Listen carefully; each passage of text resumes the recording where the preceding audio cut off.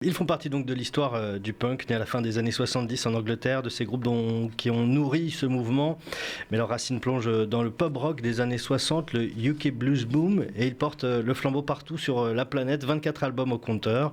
Formés donc en 1976, les Anglais de UK Subs sont devenus un groupe mythique du courant punk au fil des années, avec des titres comme Stranglehold, Party on Paris. Charlie Parker en est le leader emblématique à presque 60 ans. On va vous poser une question qu'on a posée tout à l'heure à TV Smith. Que reste-t-il de l'esprit punk anglais de la fin des années 70 aujourd'hui en Angleterre?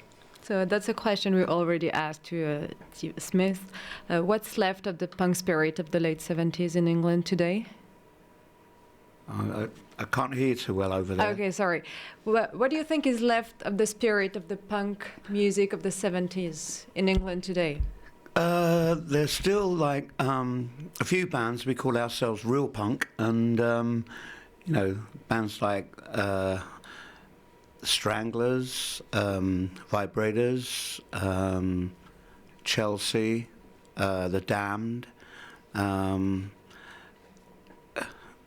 bands that that weren't overly political, but it was kind of like knocking down politics, knocking down the church, knocking down whatever is up there telling lies to the people. On peut dire qu'en Angleterre aujourd'hui, il n'y a plus que quelques groupes qui sont de vrais punks. Alors, on a cité quelques groupes comme The Stranglers, Vibrators, Chelsea, The Damned, qui n'étaient pas forcément ouvertement politiques, mais qui tapaient allègrement sur tous ceux qui nous délivrent des mensonges à longueur de temps, comme l'Église, le gouvernement, etc. Vas-y. Les UK Subs, ça s'est jamais arrêté grâce à vous. Comment avez-vous perçu ce qui s'est présenté un peu plus tard comme le revival américain du punk dans les années 90? Je pense à Green Day. Et pendant que l'Angleterre connaissait l'avènement des groupes comme Oasis ou Blur, comment avez-vous vécu ça? So as a punk band that never stopped, how do you perceive the emergence of the American punk rock bands of the 90s like Green Day, when at the same time in England new bands like Oasis and Blur emerged? Well, I did see Green Day when there was like 20 people watching them, and at the time in America everyone was playing hardcore, and Green Day came along and played, like straight punk. I thought Green Day were English when someone said no, they come from San Francisco, so they sound very English. So, and it's just the quality of their songs. They just had these great songs and looked great, and they had great energy, and just the three of them. And there was nothing wrong with the Manchester sound. I mean, it was like half the Beatles and half Pink Floyd. And when you saw it live, it was very, very loud, and I love loud. And so I wasn't one to knock them. There's room for everybody. Concernant Green Day, il a fait partie des gens qui ont pu voir ce groupe jouer dans un public de 20 personnes. Et à cette époque, c'est vrai qu'aux États-Unis, tout le monde faisait du hardcore, et Green Day, c'était le groupe qui faisait du vrai punk. Et en fait, ils n'avaient rien à envier à un groupe de Manchester. Et quand on les écoutait, c'était vraiment... Il y a un esprit punk pur, et c'est vrai qu'ils avaient une énergie démente, ils avaient des super chansons, et ils jouaient très fort, et ça c'est quelque chose qu'il apprécie bien, donc pas de problème, Green Day a sa place comme plein d'autres groupes, quoi. Comment vous appréhendez l'aspect nostalgique qui est forcément lié aux origines et à l'époque de l'émergence du punk? Comment on vit dans cette nostalgie-là auprès du public qui vous renvoie ça? How do you experience the nostalgia there is around the time when punk emerged and began, and that some people feel today? Yeah, when we kind of started out and got kind of popular and went on TV shows, the kids who were watching us were like in their early teens mainly, and they kind of got inspired and began to follow punk rock, but they were still too young to go out drinking.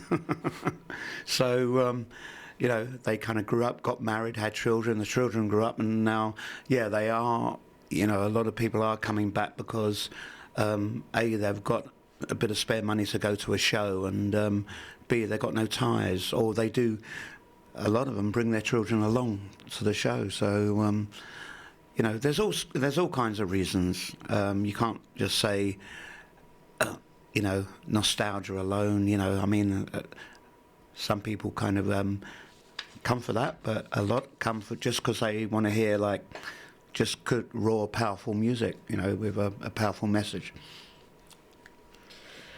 Alors c'est vrai, quand eux ont commencé, ils ont été assez populaires, ils ont fait pas mal de télé, et c'est vrai qu'ils ont un public assez jeune en partie, qui avait à peine la vingtaine, et qui du coup pouvait aller les voir, mais pouvait pas embrasser l'état d'esprit punk. Et c'est vrai que aujourd'hui, ils ont grandi, ils sont mariés, ils ont des enfants, et ils viennent les voir parce qu'ils peuvent se le permettre. Et c'est vrai qu'ils emmènent aussi leurs enfants, donc on a un peu un nouveau public qui peut-être surfe sur une certaine nostalgie. Mais la plupart des gens qui viennent voir pas que pour cet aspect nostalgique, mais parce qu'ils aiment la musique, tout simplement. Dans l'un de vos fameux titres, vous chantez Teenage, I Wanna Be a Teenage. Comment ça résonne pour vous après tout ce temps? What do you feel when you sing this Teenage, I Wanna Be a Teenage today? Well, it was always a joke. The song was a joke about teenagers because we weren't teenagers anyway. It's kind of it's taken the piss out of teenagers, really. Ça a toujours été une blague, en fait, cette Mummy, chanson. won't you buy me a brand new bike, or Daddy, won't you buy me a brand new suit like I had in '62? You know, I mean, it's just like it's just taking the piss, really. You know, I want to be teenage. The line is irony. You know, it's just a lot of our songs are pretty ironic. En fait, ça a toujours été une blague, cette chanson, parce que qui a vraiment envie d'être un ado, c'est un peu la période de pisseur où on demande, on quémande plein de choses auprès de ses parents. Donc, ils étaient déjà plus des ados quand ils ont chanté cette chanson, et elle est juste pleine d'ironie, comme énormément d'autres de leurs titres. Est-ce que le plaisir pris simplement dans l'énergie de cette musique et le punk n'a pas pris le pas sur la contestation pour vous, mais aussi pour le public finalement? Would you say that the pleasure you find in the energy of that particular music, that is punk music, has taken over the protest spirit that there is in the music, that the sheer pleasure of playing this crazy well, that's the music? great thing about punk rock. It's got both. It's great, you know, I mean, you know, you kind of taps into something which not a lot of people know about. When like the Sex Pistols came out, their guitar sound was like so amazing, so revolutionary, that it kind of swept everything aside. So there was a sheer pleasure in that. But then, you know, the lyrics were another revolution, and you know, the Clash came along and kind of helped that. Their guitar sound had more to do with the 60s, but it was still kind of very revolutionary band, and it has so many kind of aspects, and it's you know, everyone can get into it. It's accessible. You know, kids can go, oh, I can do that, and so it kind of gave everyone jobs. And that's the bottom line, really. It gave everyone a kind of alternative career. The last guy who interviewed me here early on, he said he was just writing a fanzine, and now he's a journalist. You know, it's his career, and you know, I think we started a whole new. You know, people, you can do it. You know, you know, you're not really rubbish, and you know, you can do this. C'est ce qu'il y a de formidable dans le punk, en fait, c'est que ce sont les deux. C'est à la fois l'énergie de la musique et l'énergie de la contestation dans les paroles. Et c'est vrai que si on pense aux Sex Pistols, la guitare qu'on a entendue a tout révolutionné. C'était un son qu'on n'avait jamais entendu auparavant. Puis finalement, quand on se penche aussi sur les paroles en même temps, ça a aussi été une révolution d'entendre des mots pareils. Après, si on pense au Clash, par exemple, la révolution venait vraiment plus des paroles que de la musique, qui était un peu 60s. Mais voilà, le punk, c'est ce que ça a de génial. Et puis c'est vrai qu'aussi, il y a la dimension très accessible. Tout le monde peut s'y mettre. Et en fait, ça donne un peu du boulot à tout le monde. Et il évoquait le journaliste qu'il a interviewé précédemment, qui, au début écrivait juste des fanzines de punk et qui maintenant est un journaliste professionnel aussi par le biais de cette musique. La critique de la société ou du système aujourd'hui est-elle rendue aussi évidente et simple qu'elle pouvait le paraître à la fin des années 70 par le fait que nous vivons tous, bon gré mal gré, au présent, nos futurs qui étaient présentés comme tels à l'époque par le punk d'antan, quoi. Would you say that today it is as obvious to contest the system we're living in and what we're experiencing today, as there is some kind of an overwhelming no future for everyone, whether you contest or an activist or not? I think, yeah, the world's still in a state, a bad way, mainly driven by, politics and religion, and it's just there's so many bigots who think, their way is the right way, and there's no room for anything else, where I think us people here know that the world is about every kind of people, every kind of people, every colour of people, don't matter what, and we're one species, and there's one world, and these people are really fucked up who are just thinking that we've got to do it their way, whatever. And it's like capitalism is guilty as well, trying to impose their way on someone who's, just come out of the tribal thing and had a kind of looked up to the local kind of tribal elders and things, imposing their will. And, no one likes it. People should be left alone. And if you've got to join the club, you've got to pay the government, a certain amount of money, and it's just, life is just one big con, and this is what we're kind of fighting against.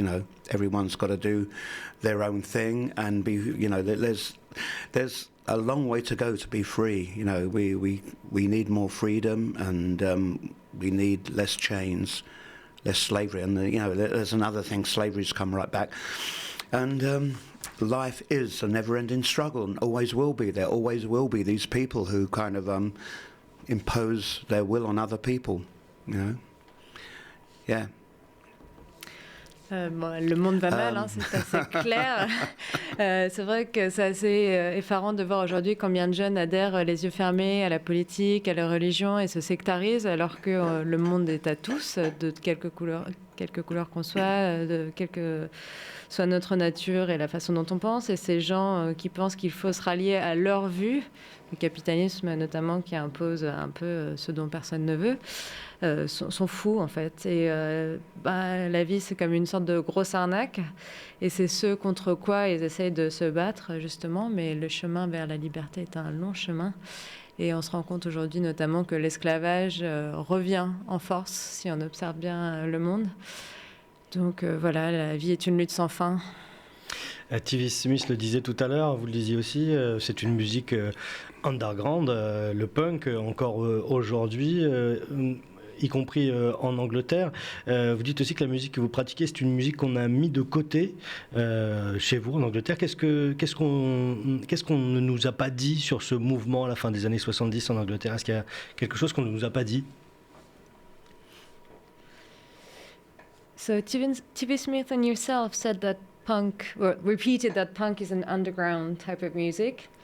And you also said that something about punk was put aside, kept secret at one point. What was not told to everyone? No. It's I was saying about the guitar sound of the Sex Pistols. That was a kind of revolution in music, and it just blew everyone's minds. That kind of guitar sound. So. If you're a musician, you go, wow, it's mainly to do, and punk has that kind of dual aspect, it's the lyric, the attitude of the band, the music, and, there's so many aspects of it, and, trying to get a better life for people,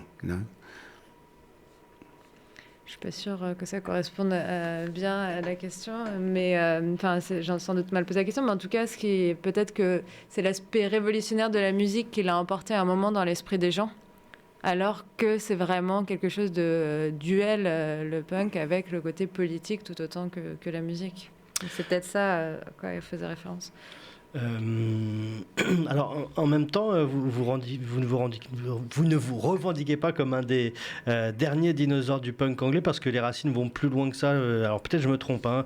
Le blues agité du pub rock, ce qu'on appelle the UK Blues Boom, je crois, qui a préparé le terrain au punk dans les années 60. Est-ce que vous pouvez nous raconter cette histoire-là, si je me trompe pas? So you sometimes say that your roots go deeper than just into the punk scene and the beginnings of punk, and that you would have linked with something called the UK blues, pub rock or UK blues. Pub rock and blues scene, yeah. And can you tell us more about this? Yeah, I kind of, I had an older brother who was about 5 years older than me, and he was into kind of trad jazz, because that was the kind of thing at the moment.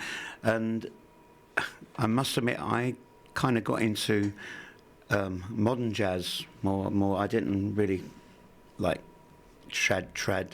I was kind of a modernist, so I kind of like modern. And from that, the blues came over with. The Rolling Stones and, Yardbirds and everybody like that. And so, you look back and whether Bo Diddley, Chuck Berry, Little Walter and all the Howling Wolf and, we were kind of very into that. And I was playing all that stuff, and I got to play harmonica and then, pub rock came along, which was, if you can describe that as bands like Eddie and the Hot Rods, and there was quite a lot. The Kurzel Flyers, Kilburn and the High Roads, they all came from pub rock. They're playing like the old blues people, just playing in one pub every Friday or every Tuesday, and that's how that was. And punk was a bit like that, we started doing that. We'd play in a pub, and the guys, we'd get a crowd, anything from like 40, 80 people, and for a little pub, that was good, and the guy wanted us back the next week, and that's how it went on, it all starts. And I think this is where it's like embryos of bands, and I think they're always best in that. As soon as they hit the commercial scene, I think they go a bit dumb. They have to, like please the crowds, and they lose their edge. I'm sure you can understand that edge.